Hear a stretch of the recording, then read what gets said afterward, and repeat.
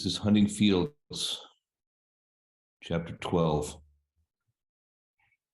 I'm the hooded vigilante. Before we get started today, I just wanted to remind you that this is a book self-published by Dr. Peter Colla with Peter and Anna Colla, Spiritual Therapies with Peter and Anna Colla, who've been working for nearly a decade helping people behind the scenes find mind, body, and spiritual growth and healing through their writings, self-published, always published online for free. They had to stand up and have stood up against the medical tyranny, costing them their livelihood in the medical profession when they said no to the jab and the face diaper. I don't wear a face diaper, as you probably could tell if you ever seen my face. They don't ask for pay when they treat people, and they treat hundreds of people. They come, call, or visit daily. Not hundreds daily, but they treat hundreds of people, see hundreds of people, always treating mind, body, spiritually, to the causes and not just the symptoms. Today, I'm going to read chapter 12. You're in his army now. Quite indicative of the situation we're in right now. We are in an end times war. Many of us truthers don't really know how to get in this war. We often being told to stay home, watch the water, enjoy the popcorn, and all this other bullshit. Little catchphrases that have people just sit around and wait for somebody else to solve their problems for them. How do you get in this war? By getting off your asses and passing information on to other people. You find out some truths, you pass it on to somebody else. That's how this information will spread. That's how people will awake. That's how people ascend. Through the increase of vibrational awareness through truth. That's how you become a hooded vigilante. So without further ado, I will read you chapter 12 of Hunting Fields by Dr. Peter Colla. You're in his army now. When do we stop as healthcare practitioners looking for the causes and only concerned ourselves with the symptom reductions of infirmities? Answer: around the same time when the insurance system took full control of the care and removed the choice of treatments from the practitioners. Paul is standing at the nurse's station, speaking to his friend and colleague, Dr. Mike, as they both have a welcome lull in the action. His current patient resting on ice after finishing his program, while his next one is not coming in for at least a half hour, if she comes in at all. He grimaces as he thinks about this lady. Paul realizes the woman was faking only moments after she started her initial examination. I wonder what gave it away, he thought to himself, the fact that she couldn't quite locate the exact location of the irritation that matched the diagnosis of her industrial claim, or the fact she limped on the wrong leg, forgetting it was her right knee she's supposed to have fell and hit her kneecap against the cement and not her left. Yet when he brought this information to the physician who sent her, the company doctor angrily ordered him to treat her anyway, stating if you ever want to treat another patient he sends through, you will treat, no questions asked, or you can forget about ever treating anyone from him or the company the patient she works for represents. It'd be in one of the largest wholesale distributor facilities in the state, if not the whole country. Dr. Paul, your wife is on line 1, the nurse Alice says to me as I look back at the schedule book. I'll take it here. I listened as Hilly ran through the visit she just had with her doctor, wanting to know how my schedule looked next week. For the final day, she thought she might want to do the cesarean if it lasted that long. The 12th is perfect. Why does she want to change it to the 11th? I asked, already knowing I'm opening up a can of worms with the date question again.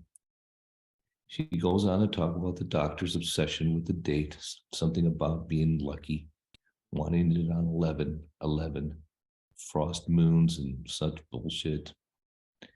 Neither one of us believe in that stuff. As a matter of fact, I feel it seems wrong trying to pick the date just to grab some kind of astrological meaning out of some book.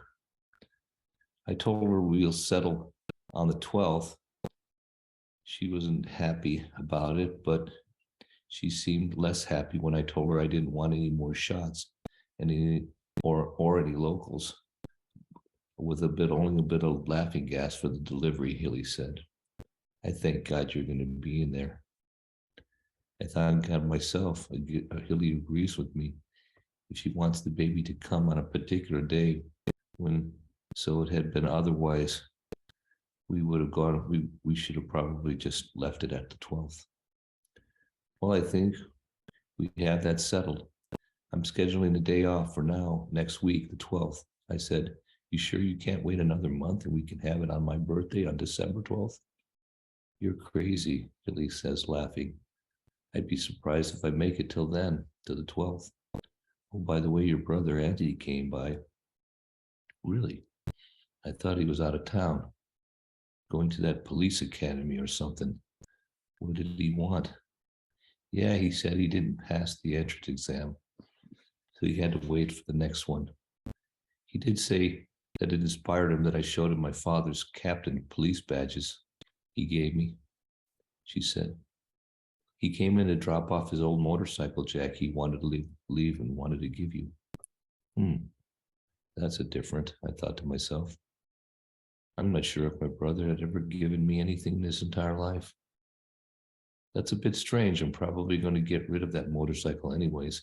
I don't see you riding along with now the 2 babies, and I don't feel like riding alone. Good, she said, now seeming a little bit concerned. What time do you think you'll be coming home? Normal time, unless the last couple of patients cancel. Why? I don't know. It's just a little weird feeling again, like something or someone is watching me. She said again, this has been going on steadily since we came back from Holland in August. Even Nadi said she felt it today. I looked again at my schedule and it didn't look like the last one had called, showing a check by the name. I showed Teresa and she shook her head yes, mouthing the word cancel. Yeah, it looks like the last one has canceled, so I will be home no later than 4. Good. I'll see you then. Love you.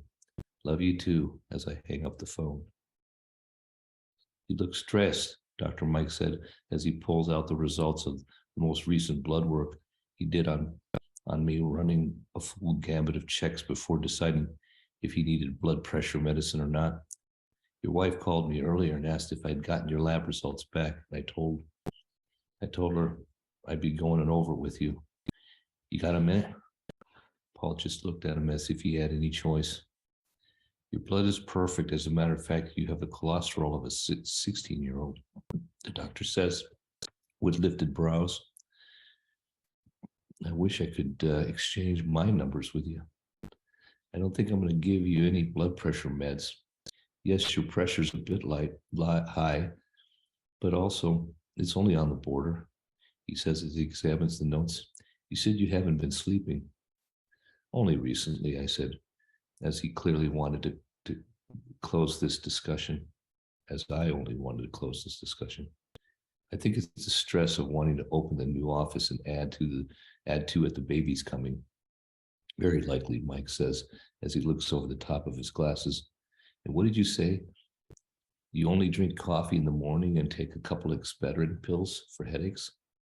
Those things are pure caffeine. That's probably your issue. He looks at me now with a stern look on his face. Why do you take caffeine pills for headaches? He asks. I don't know. I've been taking them since I was a kid. I say, not really remembering when I started taking them, but at least since I was very young. I think my mother gave them to me for headaches. It was the only thing that seemed to help.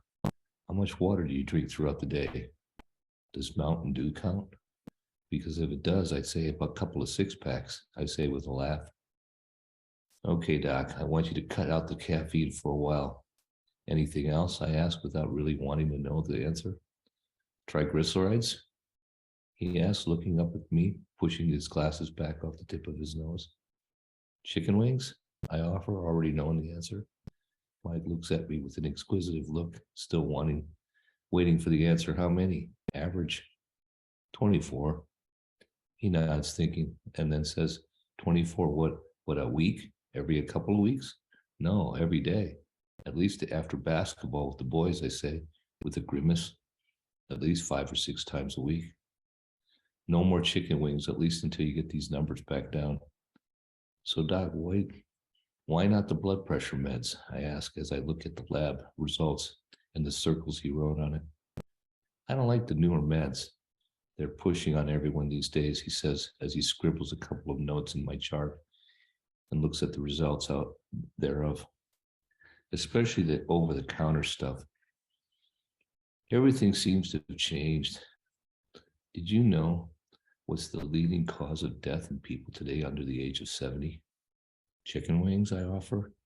He just gives me this same steady eye grimace my wife does when I make those kind of jokes. Over-the-counter medication, according to the CDC, surpassed the automobile accident totals per year recently by leaps and bounds, especially in children. They're not like they used to be. When I first started my practice, people were given meds to relieve symptoms of issues they suffered from, and then the symptoms left, they were told to stop taking them. He said as he stared off into space, in my father's time, they only gave meds as a last resort, always using herbs first. I saw that when I was in school in Europe, but they don't teach that anymore, I said. No, it seems like if a person starts with medication, the problems only seems to increase, or something else kicks in. But one thing's for sure, that once you start, you never seem to be able to get rid of them or get off of them. Too many people getting too many side effects, Dr. Mike says. Isn't that the idea, Doc? I say with a laugh. Ever wonder why they're called side effects? Like the side dishes in a steak restaurant. It may not be the main dish you want, but you're definitely getting them. If they didn't really expect you to get side effects, but only once in a while, then why not call them maybe effects or once in a while effects instead of side effects? Good point, the doc says, thinking about it for a moment. It's not just a temporary effect while they take the pills, but in many cases, they suddenly start developing something else, completely new, when weeks before they had no sign in the blood or any bad habits. Even if they're eating a boatload of chicken wings and drinking down a 6-pack of beer, Mountain Dew, I volunteered, looking at the nurse smiling. Who told him about the beer? Mike adds, a perfect example, pointing at one of his other charts. A person starts on blood pressure meds and suddenly develops cholesterol issues. Treat them for that and next anxiety or hypothyroidism. Before you know it, they're sleeping and respiratory problems, sleep apnea, upper respiratory issues, chronic joint fatigue, securing every other, even early onset arthritis. Suddenly they gain weight, diabetes, the list goes on, and in no time, you got yourself a 30-year-old, half a dozen drugs and no end in sight. It's the insurance companies that seem to be pushing these meds. They will approve while denying other versions of natural alternatives, he says with a look of disgust. My father was a small town doctor and had a local pharmacist that made the medicine he prescribed. Only on rare occasions did he tell somebody they needed to even use aspirin or penicillin, and that was only when they had fevers of well over 102. I have the same frustrations, I said. It doesn't seem like the insurance companies care at all about people getting better.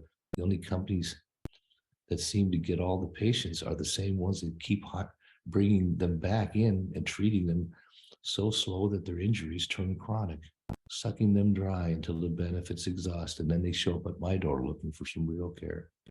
I say exactly what the doc was talking about.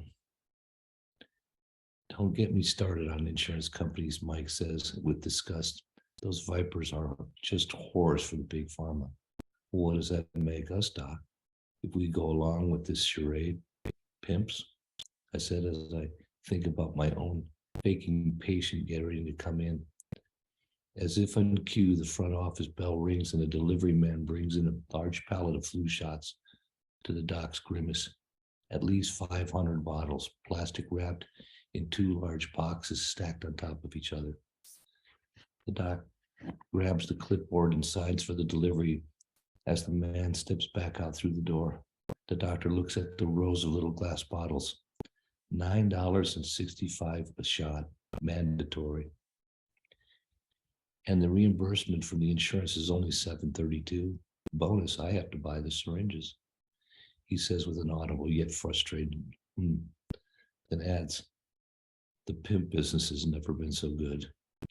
Both men laugh as Paul walks back to the treatment room, just as he hears the soft bell, like of the strange egg timer ringing, coming from the treatment room he had been heading to. The strange sound makes him pause every time he hears it. His patient, BJ, but he prefers to be called Sarge, always sets his own watch, making the end of the man's 15 minutes of icing and rest. As I walk in, the stocky ex-Marine already pulled off the ice and was sitting down, reaching for his combat boots. The guy is built like a rock, even though he is twice my age, small, stocky, square jaw, and clearly can handle any problem. I could feel that the moment he walked into my office now, almost 4 years early with his daughter. You think about taking me on my offer?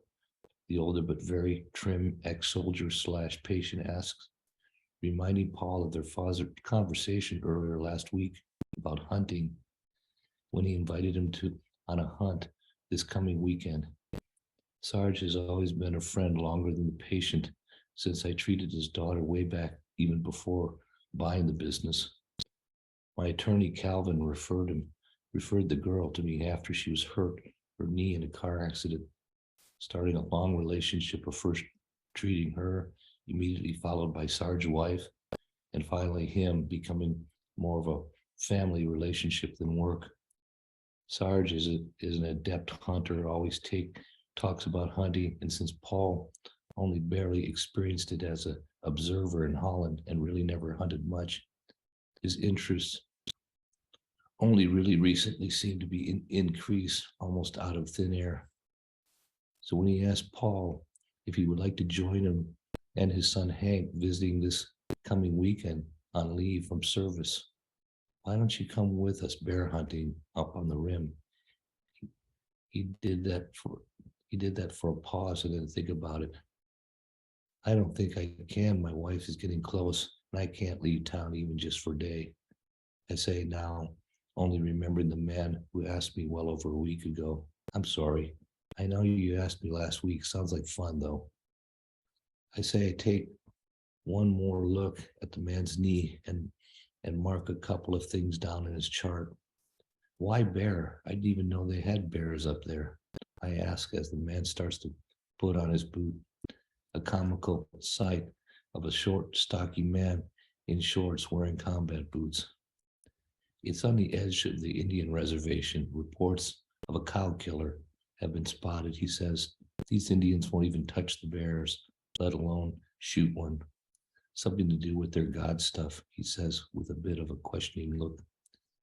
How are you planning on hunting that? I asked, thinking maybe suggesting a tree stand as I seen for deer in Holland. With a big gun and a whole lot of caution, BJ says with a laugh, his eyes looking out more like he was talking to a soldier in a war rather than sitting in a doctor's office. It's not like hunting a scared rabbit or a deer. These things are predators used to doing the hunting. Although the deer is even a doe, you shouldn't underestimate, especially when wounded, they can kill you too if you let your guard down. But a bear, you have to hunt the predator in a way that they have no idea that you're there. They spot you. If you're lucky, they run away faster than you can chase them. If not, they are attacking. So if he sees you before you see him, well, BJ says with the eyebrows up and a smile, the hunter becomes the hunted. You better be a damn good shot because you're probably only going to get one, he says, poking me with his smile.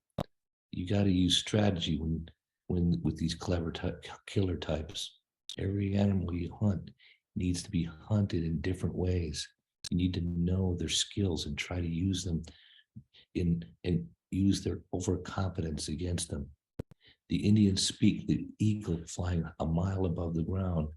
He smiles as he ties his boots up in strict military fashion, watching as one of the wing feathers falls and then drifts slowly down to the ground below. Another one of their three godheads, he continues with a smirk.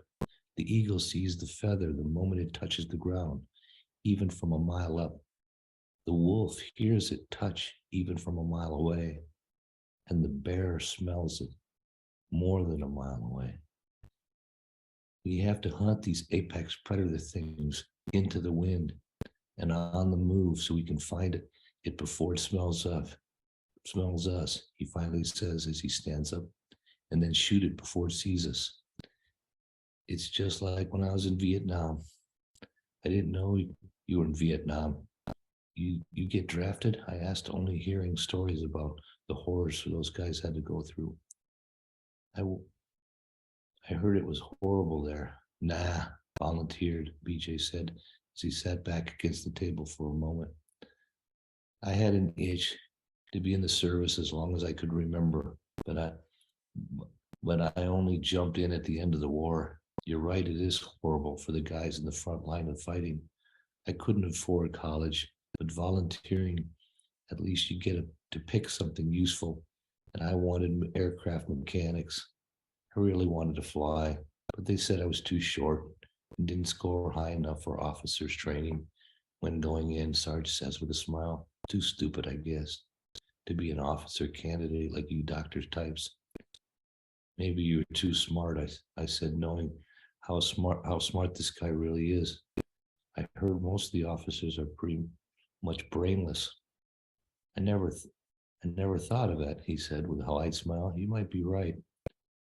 You ever think about joining the service yourself? You seem like the type. Are you calling me brainless? I said, touching one more of the man's right knee in an elusive spot that still hurts as he jumps. Pretty much seemed to want, or at least pushed, to be in the military as long as I can remember, I said with a half smile. Even got nominated to all three academies, got accepted to West Point. BJ now looked at me with a bit of narrowing eyes as I stood up and turned to the door. Like you, I wanted to fly. No pre-med at West Point. So at the last moment, I just chose a different road, and here I am. So you just proved one point, he said with a laugh as he grabbed his gear. Too smart for officers training. You know, the most of the West Point guys still learn to fly helicopters. I said, a bit disappointed contemplating that one. I always wanted to fly a helicopter. I never saw that. Maybe I'm not as smart as you think.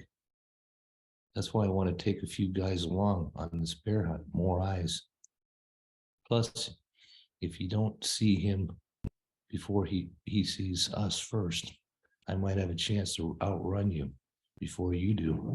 He walks out in front and slaps me on the chest as he walks, shaking his head now, even more convinced than ever that I was staying behind. If you change your mind, I'm just up the street.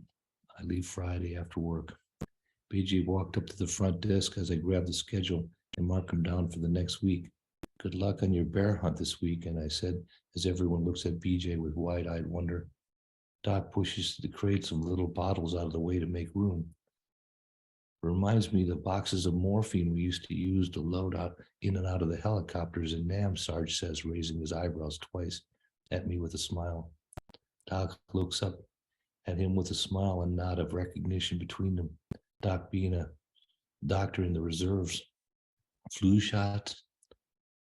Doc says, with less than a smile, and then asks, bear hunt? When were you over in Nam? BJ started staring at the little bottles, almost in a trance. We thought we were fighting on a good side. They'd said they'd send the guys out on the hunting parties, giving them ridiculous targets like taking an empty water bottle or tower on some hill and blowing up some rice paddy in some valley, and then give us a very specific idiotic orders on how we were to do it. BJ looked at the doc, who could only agree in theory, never himself seen combat. My point is, it didn't make any sense. Sticking us full of so many shots, we all started to feel like pin cushions, making us feeling like they cared about us, our health or something. They'd send us out at night patrol with flashlights, even though night vision equipment didn't arrive after being promised to us. Almost like they wanted us to get killed. No right side, no good team, didn't matter which army you were on. If I learned one thing out there, it wasn't our army against theirs. It was both sides being thrown into some huge hunt where the apex predators hunted each other like game.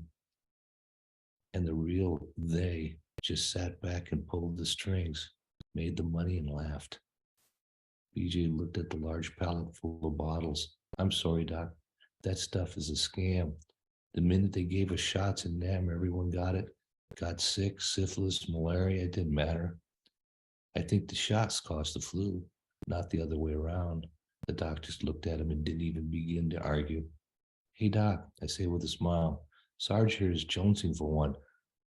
He loves shots. Why don't you give him one? I wink at the doc, knowing BJ has on more than one occasion demonstrated his almost violent fear for anything that remotely looks like a needle. Doc's assistant Alice happens to step up, and DJ must have thought he was serious. He was suddenly wide-eyed and looked like a ghost. No time. Got to get going. Sarge pivots his head and out as fast as a fullback with the ball. Paul, Doc, he says as he quickly exits, nods in a proper military fashion even before the door swings back on his departing backside. He was out the door and on the pavement. Big time bear hunter, I say with a smile to the rest of them as men can be heard leaving the front door lobby with the bell almost only moments after the first door closed. Dr. Paul, the front girl, says, your 2 o'clock patient just canceled. I look, shaking my head, not really knowing how to feel. Cynthia, his manager, moved her mouth from the phone. She called, she's sick, and we'll call you on Monday. I should have known, it's Friday. Salsa dancing at Raul and Teresa's tonight. I hear she never misses it. The doc stops his counting for a moment to see if I was joking or serious. As he turned back to the desk, the doc went on, now unpacking the bottles in the heavy plastic wrap and handing them to the nurse as she brings the small box to each of the treatment room. And your wife called asking if you could call her back when you can. Doc looked at me. Your wife is the sweetest woman in the world, he says to me as I lift my eyebrows contemplating go back to poking fun at the doc for his newfound treasure. Blue shots, I say, as I take one of the vials out and look at the labeling. So small you need a microscope just to read the expiration date, if it has one at all. I never take them anymore.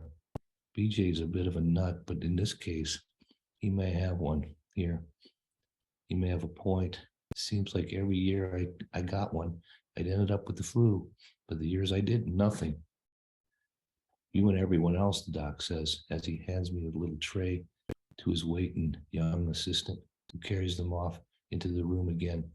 Not only that, but science doesn't make sense, I add, as I pick up another bottle, a purple one this time. Explain, Doc says. Well, before physical medicine, I worked years in immunology, viruses, bacteria, even amoebas. And I know things that have come a long way in studying genes and sequences of things, especially viruses.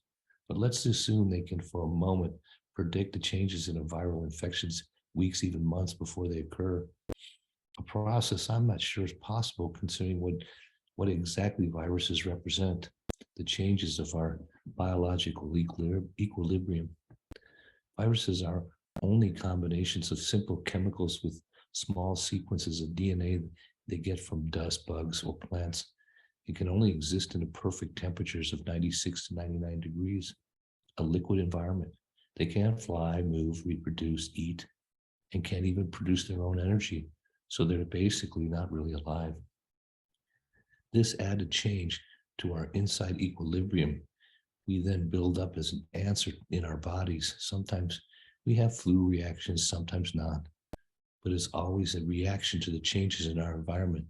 So the first question we must really ask is, what environment? Which do we use as a model? Breaking issues in downtown Phoenix, or some stomach irritation from some monkey farm in Congo? And even if they could somehow hit it exact for everyone in the same, how do they develop the proper electron microscopic small dormant strain we're supposed to take in not all the distant future, test it, and then reproduce it with enough quantity to get your 500 bottles to you by flu season? And if that's not perplexing enough, count on the fact that we are people will in turn immediately start building up a resistance for the now spot on dormant DNA strain anyway. That just so happens to match the one people that already have been infected with. What are the few days without some kind of physiological tag like the flu, or our own bodies will now produce antibodies for either way? I don't get it. Plus, I can't for my life of me see the need for mercury in it. Why would you need to put it out include in anything? Doesn't make sense. You're absolutely right. That's why I stopped giving them. Only if people ask, the doc says as he looks at Cynthia. Go grab a syringe so I can give Paul his flu shot, he says with a laugh. Fuck you, doc, I say, and I immediately look at him with a bit of an embarrassed look on my own face, with all due respect. Now everybody is laughing. I look at the label of the flu shot bottle in my hand. Hey, doc, why is this one purple, I say, as I hand the bottle back, pointing at the rest of them. All the rest are pink labels. The doc takes the bottle and adjusts his glasses, again looking at the label closely, and then holds it back, the pink one. They look identical, the expiration date. No, it's the same as well. You only have 6 purple ones. Maybe they sent you next year's prediction early. Well, we better find out. Dr. Mike turns around and calls the rep on the phone, identifies himself, and asks about the purple vials, and then listens for obviously switched from one person to the next. Finally says, really? Well, there's any difference? A confused look on his face, and he finishes saying, well, we'll be here. Well, that was strange, Doc says as he steps back and looks again at the purple vials. The purple ones are only for VIPs. And when I asked what's the difference, another man came on the phone and said, sorry, those were sent by mistake. We will have a transport pick them up shortly.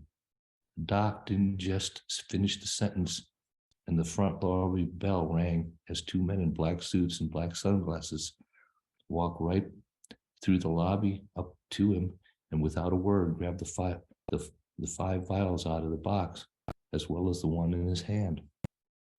The second man handed the doctor a little baggie with 6 pink vials in it, and had him sign a small white clipboard, pen attached on a string. You got to be kidding me, right? Doc said as he signed the clipboard and handed it back to the stoic man in black with no smile. merely tore off the copy of the form he signed and said, "Have a good day." He said with his brief official smile across his face. He turned and left as fast as he walked in. "What was that?" Doc said, now a bit angry. "Those guys are the real pimps," I said again as the laughter ceased, the tension, and everyone started breathing again. Doc turned to Alice and said, "Go get all the flu shots from the rooms." She jumped up and ran straight at it. Dr. Mike casually walked around to the front of the station where Paul was standing, talking to himself out loud. "Those fuckers think I'm going to pawn off their poison. I didn't sign up to fight on that side." He grabs the large, still nearly full box of flu shots bottles, turned and dumped the whole box with a crash into the large garbage bin next to the door, and then turned back to me with a smile. "You want the good news or the bad news first?" he says, looking at the smashed bottles in the trash. "Good news," Doc says. "No pimps in this man's army. Bad news," he adds with a bit of a frown. "I think we're on their radar now." That was chapter 12. You're in his army now. Like I said earlier, you want to support Dr. Peter. He gives his books away, 1,000 book. From the last book, Heal Yourself, for God's sake. Share this information. Share his videos. That's the way you can help this ministry, this mission. This is the Hooded Vigilante. Till tomorrow.